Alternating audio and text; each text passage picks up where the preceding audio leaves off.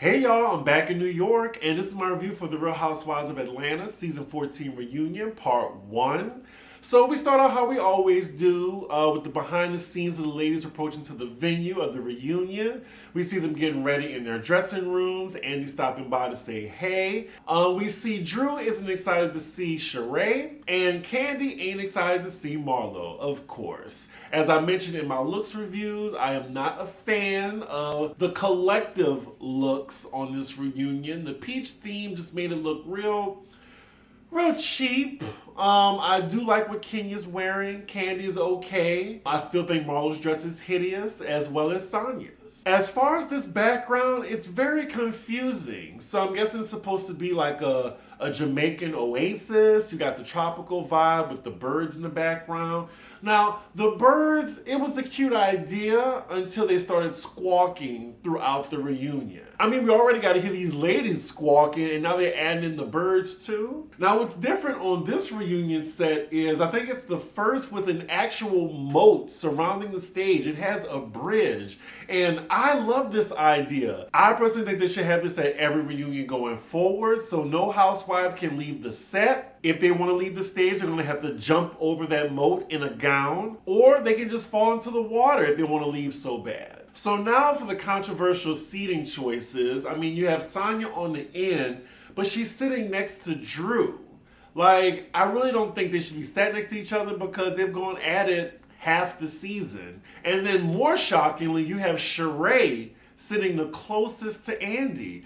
I would have thought it would have been Marlo and Kenya, with Kenya, Candy, and Sonya on one side, with Marlo, Charaey, and Drew on the other. But no, we have Marlo on Andy's right and Charaey on Andy's left. I'm guessing Charaey's closest because that whole fashion show, like the season finale, was revolved around her. And she had a lot going on plotline-wise. I mean, she had the felon as well as this fashion show. The felon and the fashion show. Candy, I don't even think she minds sitting on the end because she's still the highest paid. Marlo is absolutely elated that she's sitting close to Andy, and as her first season as a housewife. So once all the pleasantries are out the way, we get into it. The first segment is, who is the new bone collector of the season? Does Charaey still hold that title? So production, messy ass production, they do a bone count. And I think they only did half the season, but actually all the ladies have carried bones and I didn't even realize it. But I do think, I want to say Sonya. I think Sonya is the new bone carrier. She has started a lot of unnecessary mess this season, particularly between Marlo and Kenya. Charaey still gathered some bones this season, but I think she was more so worried about her felon embarrassing her and to get this fashion show off the ground. Also, the less we talk about Drew throwing those dog bones out her purse, the better. Speaking of Drew, I mean, here she go trying to come for Charaey with that whack. Oh, your chihuahua, you tried to bring your chihuahua on me. Oh my God, I know a lot of y'all like Drew now, but I think y'all just like laughing at her, not with her. They're arguing over futon right now, and futon not even there. We're immediately going into Charaey and Drew's drama with the assistant as well as Fatoon. Charaey's being accused of having Fatoon do her dirty work instead of addressing Drew directly. But Charaey is throwing her friend Fatoon under the bus, saying she knew this information, she didn't. And even when she heard it, she didn't feel the need to repeat it because she didn't think Ralph was gay. I don't think Ralph is gay either. He's just a toxic M-word. They get on the topic of that sissy assistant, and Charaey is more than happy to call him, and Andy's like, let's not. The way Andy just dismissed that like it would be a complete waste of time. Sir, you got 11 hours to go. This reunion just started. You got plenty of time. We're getting into more gossip that was circulated around the group. Kenya confirms she did not borrow Lisa Ray's Range Rover. Also, Andy brings up Kenya telling Sonya what Drew said about her, saying she don't have a mind of her own. Drew confirms that she said it and stands behind it. She then tries to patronize Sonya and says, well, she's a good runner. Sonya then says, I am so much more than a great runner. I have accomplished a lot. I find it funny that we've been on Earth around the same amount of time and you've just accomplished mediocrity. Now, I got what she was saying. You just accomplished mediocrity. Like, that's one point for Sonya. She got her, but mediocrity? What is mediocrity? Drew is mediocre to me. Like I said, she's a poor man's Megan Good, and that's why she went on Housewives, and she's not even a good housewife, in my opinion. So we move on to the next segment, which is Charaey's fashion show. She finally did it. And speaking of it, last night, Charaey has a whole new website now, and it is much better. I will give it to her, but the prices are still astronomically high for no reason, and nothing we saw on that runway is on that website. So she's still a scammer to me. Andy's asking her when is this website going to be up, and of course this was filmed before they aired the season finale, but we saw how haphazard that shit was. So now we're talking about that infamous moment with Charaey when she was at a previous reunion when she said September, spring, summer. Andy asked her, was that moment humiliating for you, embarrassing? I mean, Charaey's used to being embarrassed, but she said that she was just caught off guard by his question. His question was pretty simple. He's like, when is the fashion coming out? And she was flustered by that. Now she's blaming her kids and putting her family first and putting the fashion line on the back burner. That's why it took so long. Okay, all right. Her heart was never into fashion or designing. She just wanted to slap her name on some cute clothes and make a quick buck. She could have bended that shit. Kenya brings up a good point. It was just like your house. We want to see you win. That shit took a long time too. But we know the reason why both of those things took a long time, because she don't like to pay. So next, Charaey is being asked this messy question about when Marlo had this shopping spree for her, but Charaey had to pay it herself. They're asking, did she return anything or did she buy anything? Charaey did say that she bought stuff, but she was kind of salty that Marlo didn't buy her anything. She had to buy it herself. And we also get confirmation that Marlo actually does know the head of Fendi. Look at that. So now Andy puts Kandi in the hot seat for shading Charaey and her fashion line on her own show Speak On It. Kandi do be doing her dirt in the dark. She be talking about everybody, and she be getting her candy coated gang to do her dirty work from time to time. Kandi says she's very supportive of Charaey, and she does cop to shading Charaey's fashion line, but she does bring up that Charaey has shaded her. And Charaey has the nerve to say, oh, when did I shade you? You do know this is filmed, right?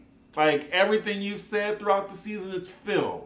I was hoping some of the other women would interject, but they don't say anything. And then production does what they do best. They give us the receipts of when she was talking to Marlo and co-signing whatever Marlo said about Kandi. And also when she shaded Kandi in her confessional about sucking dick in the locker room. I love how Kandi's just being the mediator right now. She's like, now Charaey, you know Kandi's very supportive of you, but you said some stuff too. I actually miss Kenya being in the mess and being antagonistic, but it looks like Marlo took over that role. But then Charaey tells Kandi she understands that she has to use her name as clickbait. And then Kandi's like, you think I need to use your name? Kandi has 10 million followers on Instagram. And then Charaey says she hasn't talked about Kandi this season. I'm gonna need her to stop lying, okay? You gotta watch people that lie like that so easily. Like, she's blatantly lying to the point where Andy had to step in and be like, now Charaey. Charaey's next question is, why does she shade Drew when it took her 14 years to get her fashion line off the ground? I'm starting to see, as we're still on the topic of Charaey, why she's sitting next to Andy now. Charaey's response is she is fashion, so her doing a fashion line makes sense. With Drew, she doesn't represent fitness or working out. Well, I mean, she has a point, but to be quite honest, I don't see Charaey as fashion, and I think they're both scammers. I love how Drew tries to spin how she doesn't do fitness or working out, but she does health and wellness. Okay, all right. And what does her having a hysterectomy have to do with her promising people that they'll lose 25 pounds if they do her workout? When she doesn't work out. She was on a table and got bad work. Drew is contradicting herself right now, so now Drop It With Drew represents what she was going through as a woman. Having 3 kids, and then, like, I'm guessing she wanted her boobs to sit up. Fine, no one is saying you can't have a mommy makeover. What makes you a scammer is you're having a mommy makeover, but telling people they need to go to the gym and work out. These editors are so shady. They're making sure every time Drew finishes her point, there's radio silence afterward, followed by the birds squawking in the background. So now we're getting on, why does Charaey not pay? And her response is, it's because greatness takes time. What does that have to do with you paying people on time, though? She also brings up again how her family is her first priority, and Andy's like, they're all grown now, aren't they? Drew says, is that why you don't pay people on time? Because of your kids? Charaey says, I pay people who need to be paid. Look, that's all people need to hear. Anybody who goes into business with Charaey, they deserve not to get paid because you had the Yelp review. Shout out to Erica De Niro. Like, we know that she does not pay. Why would you go into business with somebody who's notorious for not paying people? Andy then wants to unpack that. He asks her directly, do people that send you bills get payment from you? She has the nerve to say, it depends on what it is. She's the type that she wants you to do the service first, then pay you. Nope, nope, nope. I want everything up front from Charaey. She also says if she don't like something, she's not going to pay for it. Charaey tries to bring in Marlo as an example, and Marlo's like, girl, I was just playing. I always pay people. So Charaey's mindset is if someone does a horrible job, she feels like she does not owe them anything. So then Kenya speaks up and she really has to break it down for Charaey, like why you should pay people. Like she said, when you get into a contract with somebody, you need to put in your clause that if you don't like this service, you won't get paid. But if they do a job that you don't like, you still obligated to pay them. We then catch the camera on Andy just smiling from ear to ear as Kenya is explaining how to pay people to Charaey. That does beg the question though, if I'm getting my hair cut and I don't like what my barber did, do I still pay them? Now, if he does some crazy shit like fuck up my lining or does a mistake or, nick my ear and make me bleed everywhere, then yeah, I may be absolved from payment. But if he does a job and I just don't like it, then I'm going to pay him. I'm just not going to go back to him.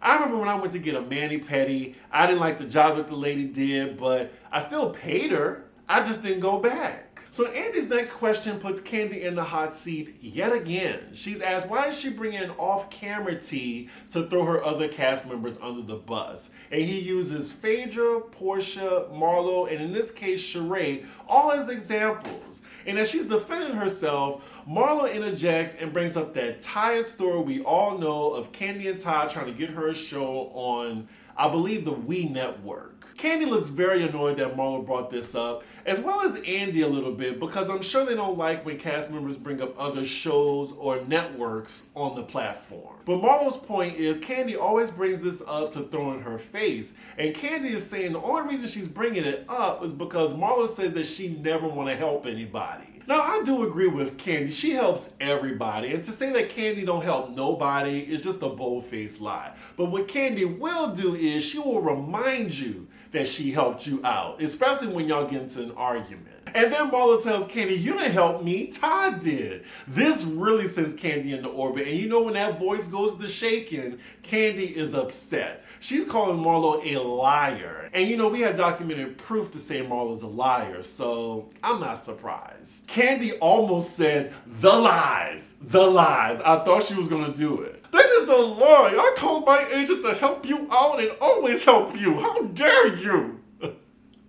That was my best Kandi impression, and I'm sure Alex does a better job than me. Ooh, Kandi is mad, and that is exactly why they hired Marlo, because that's the only person on the cast that will get Kandi to that level of anger. She just has a knack for activating Kandi. I think what Marlo should have said is, every time me and Kandi get into an argument, she's always quick to say, what's she done for me? Because I think that would be a more credible issue than to just say Kandi's so selfish she don't help nobody. Even Andy is taken aback how Kandi is yelling right now. Thankfully, Charaey interrupts the both of them and says, hey y'all, this is my segment. And then everybody laughs and it calms down. And yes, we are 33 minutes in now and we are still talking about Charaey. We are now on Tyrone. Her first question involving Tyrone is why was she abstinent when he came out? And basically she's just saying that the sex was just that bad she couldn't take it anymore. It might be a lie, but I don't care. Next question, does she think Tyrone was using her? And she says yes. She said Tyrone was making deals on Sheree's behalf because she was going to be a housewife and she had to sign some things and she refused to. And that's when she thought he was using her. But I'm sure this happened before cameras started rolling, so that means she ignored all those red flags. Oh Lord, not the coochie cleansing. Fast forward. So now Andy's asking Charaey who she's seeing now. And it's this other guy from Love and Marriage Huntsville. I don't know his name. I think his name is Martell or whatever. I think he's a scammer just like Charaey. If that's the case, then they're made for each other. She's saying that she's only been dating him. He is not her boyfriend. And when Andy asks her what does he do, she's very coy about it. And of course she doesn't mention the show he's on, but she just says that he's on another show. Produced by Carlos King. And speaking of Carlos King, I'm sure we're going to hear his thoughts on the reunion on his podcast because he ain't got nothing else to talk about but Bravo shit. Oh, and look at that. The next question for Charaey is, does she willingly ignore red flags? She don't even have to answer it. It's a given. Even though I don't care if Charaey comes back next season, I feel like they're going to try to explore this new storyline with this man from Love and Marriage Huntsville. I think she's going to come back for season 15. Ooh, that shade by Kenya. Oh my God. And Sheree's describing her new man, even though he is kind of fine. She was like, looks never mattered to me. And Kenya agrees. She's like, yeah, Bob.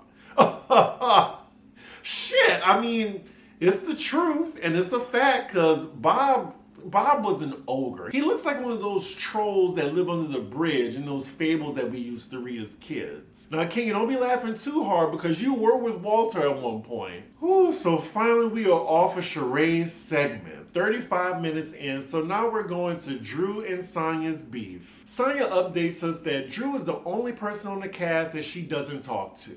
Now, according to Drew, she says she's done nothing to Sonya for her to flip on her like she did. And you know what? Y'all know I can't stand Drew, but she does have a point, and some of y'all have pointed that out to me in the comments. Like, Sonya wanted to be on the winning team. At first, she tried to be on Kandi and Kenya's side, and then once she saw that everybody was ragging on Drew, which was warranted, by the way, that's when Sonya jumped ship. So I can see what some of y'all are saying. Like, Drew is annoying, she's lame, she's corny, I don't want her on the show next season. But then when it comes to her beef with Sonya, there's really not that much there. So we get a flashback, and the main issue Sonya had with Drew was the way she was acting towards other people. Not towards her, but towards other people. She said she took Drew to the side to talk about it before she talked about it in front of the ladies. And Drew is saying that's a lie. And now they're going back and forth on that. Sonya is hot right now. She's telling Drew, you will tell the truth, Drew. You will tell the truth in front of God. Also, I'm very distracted by Sonya's hideous dress. It's hard to pay attention to what she's saying because I keep thinking, damn, that dress is so ugly. I'm sorry, they're going back and forth, and I really don't care. It looks like the other ladies don't either by their facial expressions. Drew is then asked why she keeps talking over people. She says that she's a work in progress. Yeah, she can work on that off the show next season. Sonya is then called out for the activities she only invited Kandi and Kenya to, which she says she initially invited Drew, and their follower count had nothing to do with it because Drew hardly had any followers. Also, as Sonya's defending herself, it sounds like she's about to burst into tears. And I'm like, Drew is definitely not worth your tears, ma'am. So now they're going back and forth again. Sonya's like, she's done. She doesn't want to talk about it. Then Andy says, I'm kind of done talking about it too. Exactly. Save us and bring us to the next topic. We do not care. Now, I clearly like Sonya more than Drew, but I just don't give a shit about this beef whatsoever. It's pointless. And honestly, they're both more interesting as friends rather than enemies, because this is a weak beef. None of them provide good shade and they just keep talking over each other. It's not fun. I can't stand Drew, so Andy tells her that Sonya is crying. Drew says she has tears. Really? He then asks her, is this friendship salvageable? And she can't really give a response. She says she just thinks Sonya is a flip-flopper. And then Andy asks Charaey, does she think that Drew is a flip-flopper? And Charaey calmly responds that she doesn't know if she's a flip-flopper, but she does know that she's a known liar. It was just the calm way that she said it, like just so matter-of-factly. And you know what? I'm not going to contest that. Drew is a liar and a scammer, just like Charaey. In this case, it takes one to know one. So now we finally move on, thank God, to Marlo's segment in her first season as a peach holder. So after her reel, Andy's first question is about her mom, and Marlo is giving us an Oscar-worthy performance. As every girl needs her mom or dad. Just crying with no tears. Not nan tear. Her face is dry. Marlo is laying down this sob story thick. She's talking about she comes from a generation of bad moms. Like her mom was bad because her mom's mom was bad. Marlo's talking about her triggers. She's saying that she was homeless since the age of 10 when she ran away. And she went from foster home to foster home. She talks about not feeling worthy. You would think Andy is Oprah Winfrey right now the way she's talking to him. How come she didn't let us know this information on the show? There's some ladies on the couch saying they never heard her even say this before. I'm glad Marlo's disclosing this information and sharing her story, but she can't use this as a crutch to treat people vile the way she do. Because knowing all this information about her mom, I'm shocked that she would tell Kenya what she said about her mom. And speaking of Kenya, the camera's on her and it looked like she can't wait to say something. She then goes into a soliloquy about not feeling worthy and includes compliments of all the women on the couch. I'm with the track star and actress, the Grammy Award winner, Miss America. Wow, like give her the award now. Just looking at everybody's expression on the couch, the only person who's buying this is Andy. So after this, Andy asks Kenya, is Marlo the housewife you expected her to be? Kenya's like, no, she wasn't.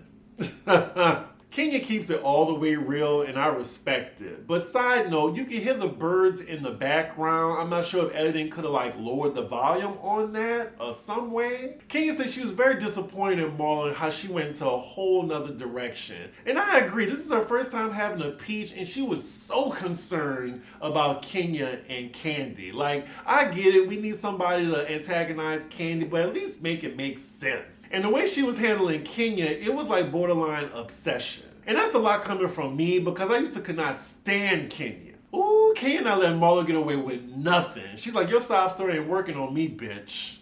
She didn't say that, but that's what she meant. Now, wait a minute, Marlo. This was the biggest lie of the episode. She just said she didn't say nothing about her husband this season. Again, do these ladies know they're being recorded? Like, if producers wanted to, they can make a 5-minute montage of Marlo bringing up Mark, her ex-husband. So now it looked like Andy trying to get into his Oprah bag and ask Marlo a deep question concerning her emotional abuse that she's had throughout the years and how does that affect her relationship with men. I mean, clearly Marlo's upbringing has a lot to do with her relationships with men and also how she treats women too. Say it with me, everybody.